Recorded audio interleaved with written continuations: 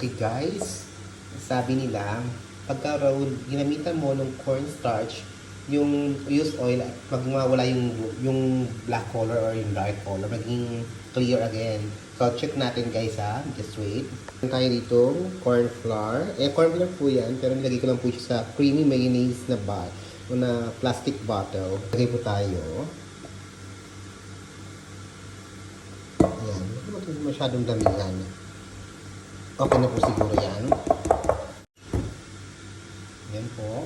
Lagyan po natin ng konting water. So, dito tayo sa may filter. Ayan po. Malinis po yan. Mukha lang siyang marumi. So, konti lang naman natin. Ayan. Yung haluin na po natin.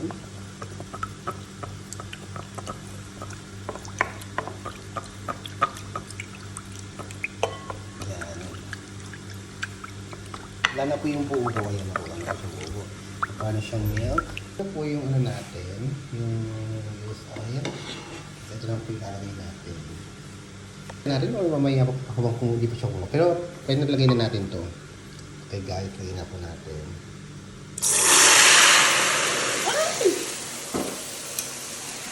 Ayun pong nangyayari guys. Umapo po siya. Oh my gosh. Tingnan natin ang mangyayari. Diliw ba siya o ano? Ano ba yun? Parang wala pong nangyayari. Mga ka-birds. Nagkaroon lang po siya ng apo-apo. Hindi ko alam kung tama ba yung procedure na ginawa ko.